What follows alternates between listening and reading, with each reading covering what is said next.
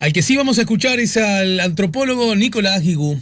Si buscas un portón automático para tu casa o para la oficina, asegúrate que sea fuerte, que sea seguro, que sea práctico, que sea un SEA. Porque solo un portón SEA te asegura el mayor respaldo técnico, un service propio en todo el país y la garantía de todos sus productos. Ingresa en seaportones.uy o llama al 2601-2611. Si vas a elegir un portón, que sea un SEA.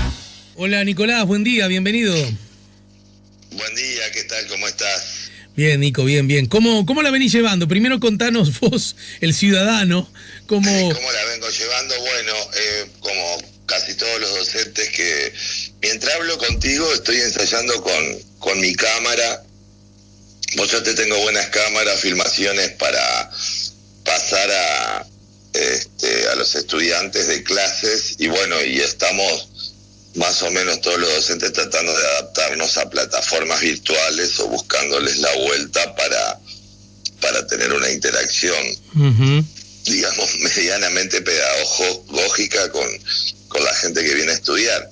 Entendido. Es un tema interesante porque también, viste que hay muchos cursos que son sin presencia física y demás, y bueno, y ahí uno empieza a encontrar también que estas dinámicas son bastante viables para seguir llevando a cabo más allá de la pandemia, ¿no? Más allá de la situación estricta, específica del coronavirus, es esta situación de no estar no solo en el campo educativo, sino en el resto de los campos del mundo social, de los espacios del mundo social. Queda claro que en fin, que es una posibilidad real.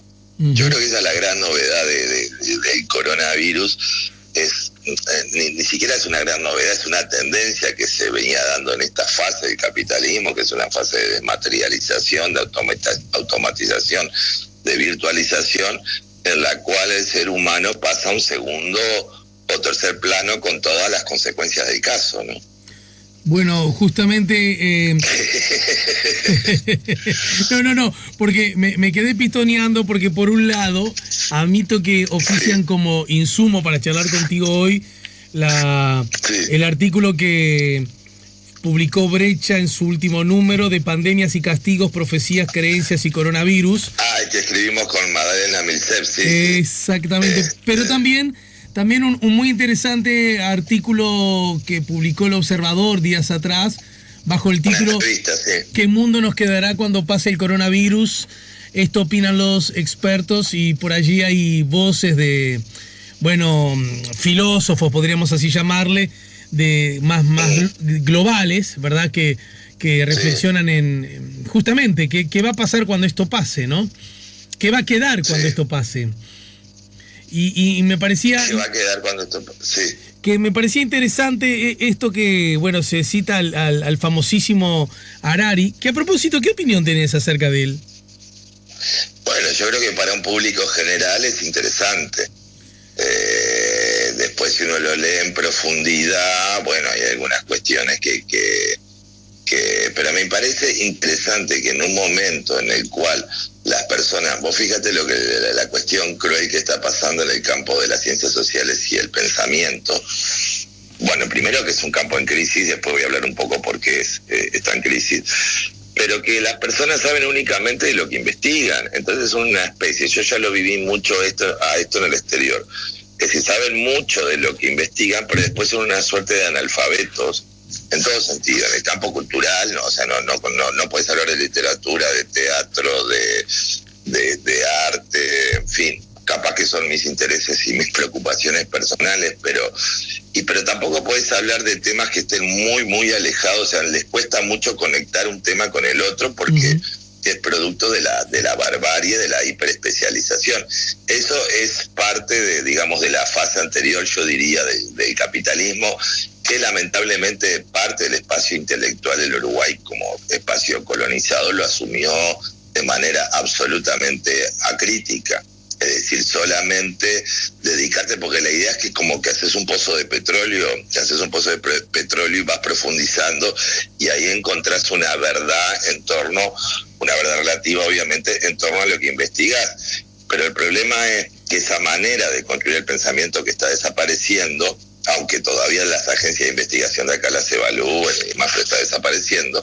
Es decir, siempre en Uruguay está un poco atrasado en relación a otras maneras ya de construir conocimiento, es que vos generás seres hiper especializados y yo diría personas muy incultas y casi analfabetas en los diferentes otros espacios de conocimiento. Entonces todo el cruce de conocimiento entre los propios saberes de tu disciplina y otros queda prácticamente perdido, ¿sí? Entonces me parece que él y otra gente lo que hace es tratar de hacer una síntesis. Digo, yo también trato de pensar desde la totalidad. Lo que pasa es que, claro, yo nací en Uruguay, ¿no? Y las comunidades acá en general son bastante pobres en todo sentido. Tiene que venir alguien de afuera si vos decís algo parecido.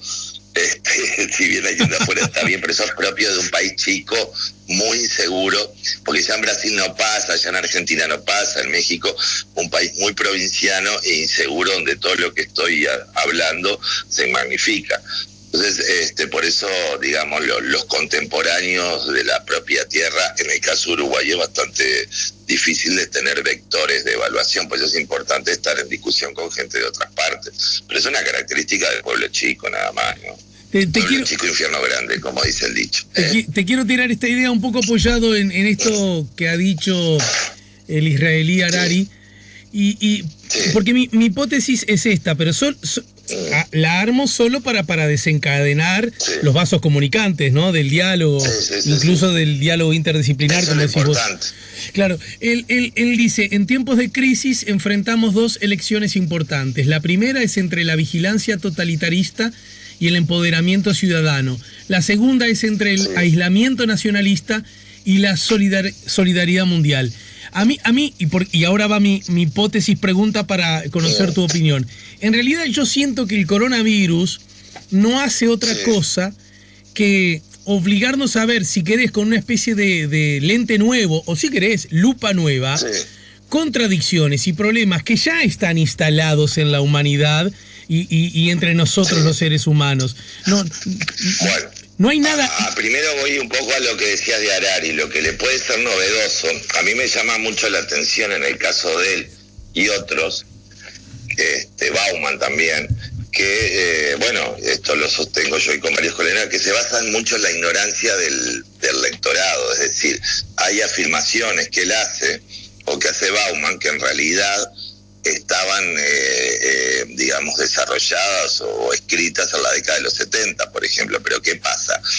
Como, ya te digo, esa hiperespecialización lleva una especie de brutalidad generalizada, ¿sí? Daría la impresión de que algunas reflexiones de parte de estos pensadores, que obviamente son valiosas y es importante porque llegan al público y demás, fueran novedosas. Y la novedad de digamos, lo que hemos estudiado, formas de control, digitalización, digamos, los espacios de la cibercultura y demás. Bueno, hay reflexiones de Gilles Deleuze, por ejemplo, de la década de los 70, las cuales ya más o menos esto está contenido.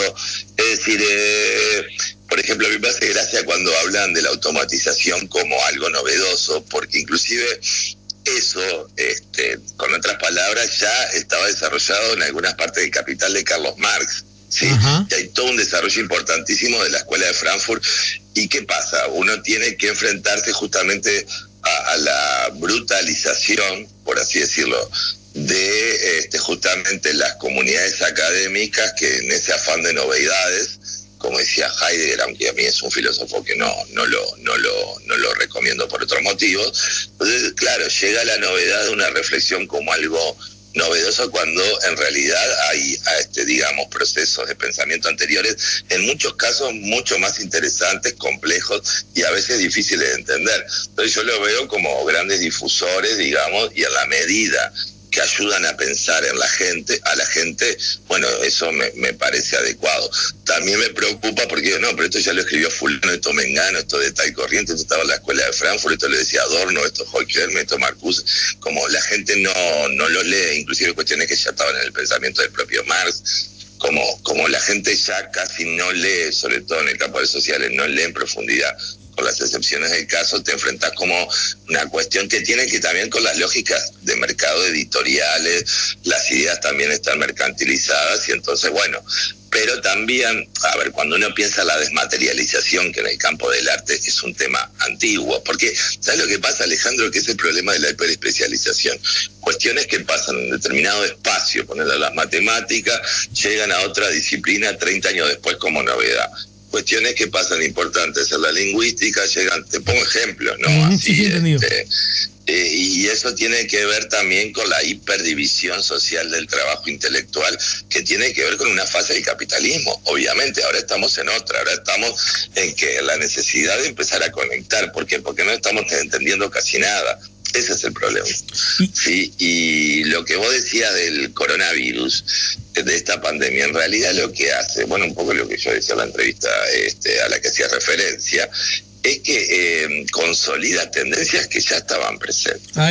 Porque, por ejemplo, el proceso de automatización y de robotización, todas las reflexiones, yo diría, inclusive las posibilidades políticas de ese proceso ya estaban, había reflexiones importantes en la década de los 60, mirá lo que estamos hablando, ¿no? Sobre todo en algunas líneas de la escuela de Frankfurt. Cuando uno ve esto ahora, la crueldad de la automatización en el marco de una sociedad capitalista, bueno, ¿qué quiere decir la crueldad? Que hay mucha gente que no va a quedar incluida en los procesos productivos.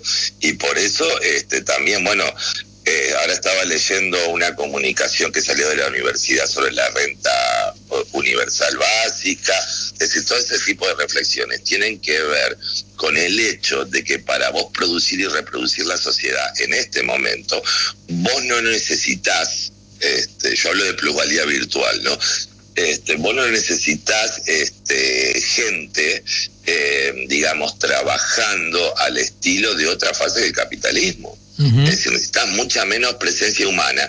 Y, a ver, en un mundo racional eso implicaría que las personas tuvieran muchas menos horas que trabajar, niveles de alienación muchísimo más bajos, y que las personas podrían descubrirse a los demás. En este proceso de perversión justamente del capitalismo virtual, lo que vos tenés son personas cada vez más aisladas, ¿sí?, que se intercomunican a través de plataformas de diferente orden, pero que interactúan cada vez menos, niveles fóbicos cada vez más altos, y bueno, y también no es azaroso que empiezan a surgir minorías, pero también tendencias donde ni siquiera las relaciones sexuales, que es un impulso, digamos, una pulsión biológica, son relevantes. Bueno, el caso de Japón, yo siempre digo, yo estuve 2 veces en Japón, lo que pasa en Japón después pasa en el resto del mundo más o menos, primero en Europa Occidental, Estados Unidos, después llega acá. Bueno, te está hablando de una mutación del ser humano profunda, ¿no? De ese cyberhumano que en realidad establece relaciones más confiables con una máquina que con otro ser humano.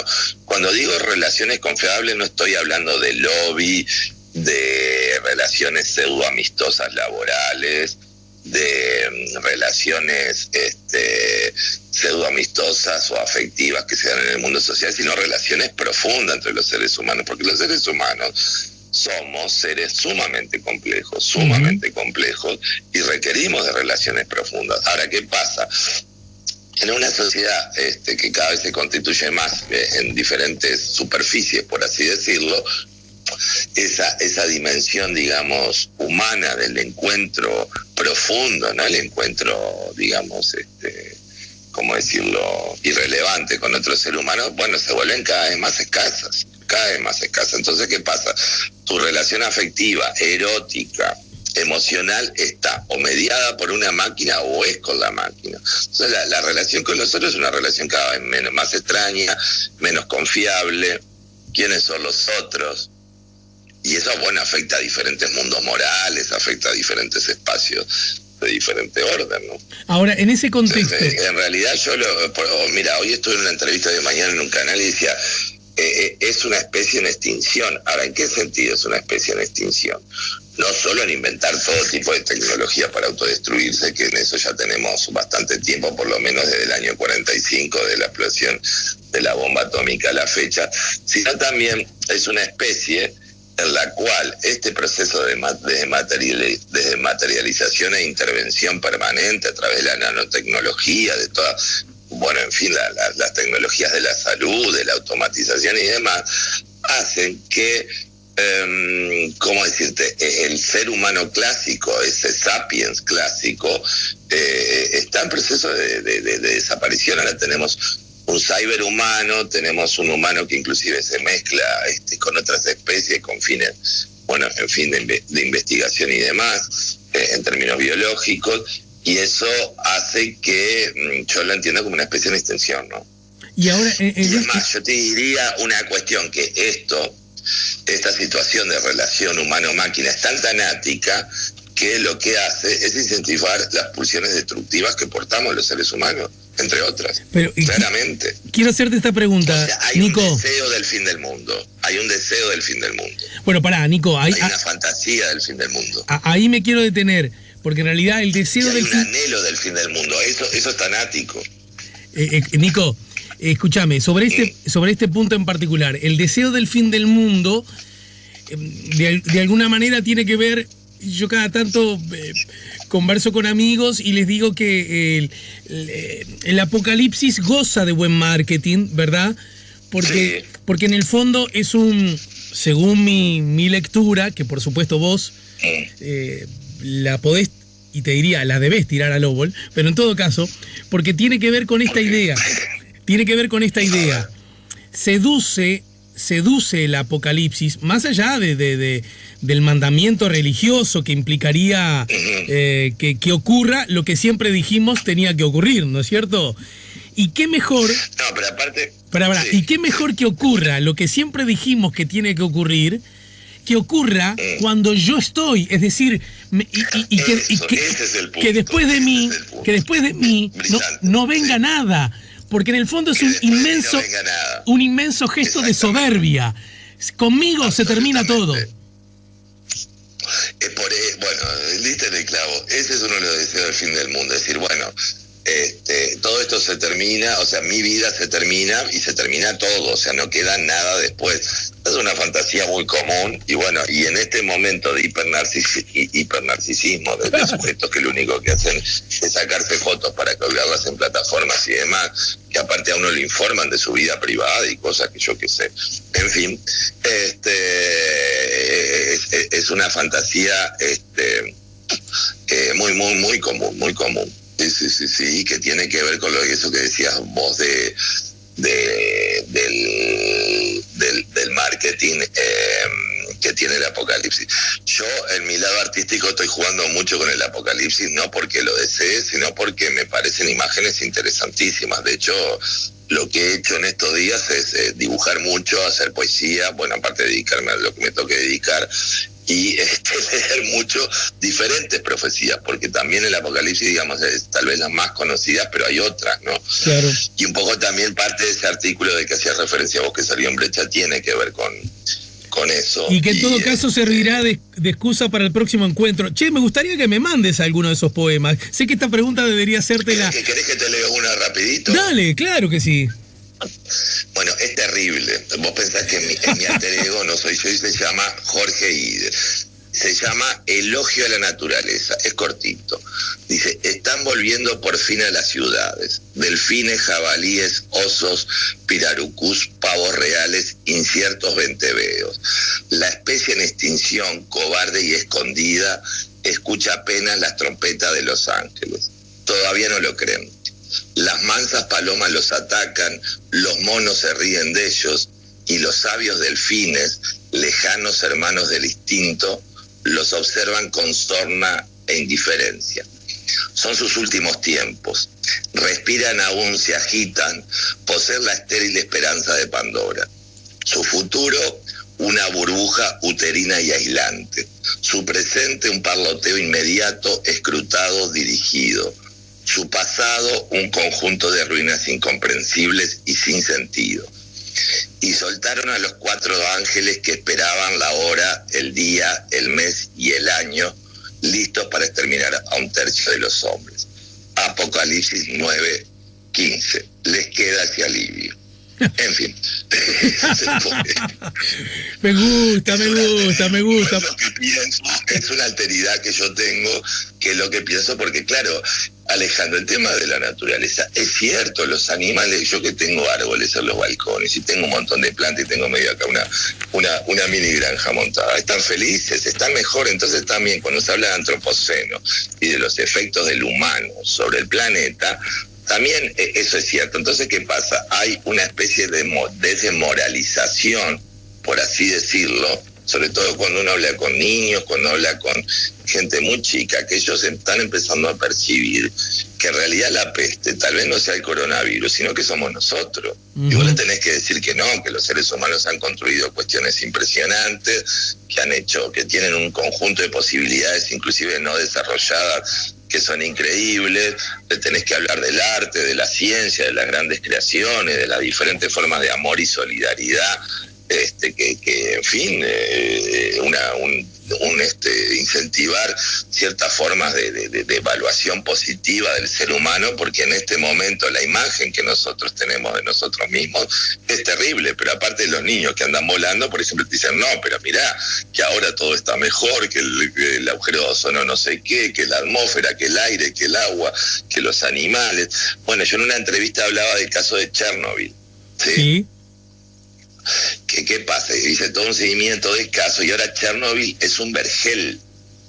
O sea, es un vergel, ahora es un lugar turístico y bueno, los animales andan un poco radioactivos, pero se reproducen, no nacen con patologías y demás. Y la conclusión es que a lo largo de los años ha sido más positivo una explosión atómica que la presencia humana. Entonces, claro, cuando uno empieza a percibir los excesos de nuestra especie y la desconsideración en relación a otras especies, al entorno e inclusive al futuro de la propia especie humana, bueno, uno dice, es un momento, digamos, de cierto pesimismo.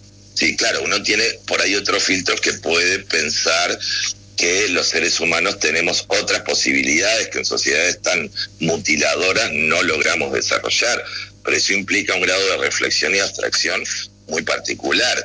Por ahora, digamos, lo que demuestra esta peste, a diferencia de otras pestes, es que daría la impresión que nuestra ausencia es positiva para el resto de los animales, de los vegetales, del océano, del aire, en fin. Entonces, yo creo que también es un buen momento para reflexionar si existe algún margen, que yo francamente lo dudo, si existe algún margen como para transitar desde otros lugares, ¿no? Mira vos, así que la posibilidad de enamorarnos con la teoría conspirativa de que esto fue inventado por tal laboratorio, por tal potencia o por tal transnacional, en realidad podemos llegar a la conclusión que esto está inventado por una especie de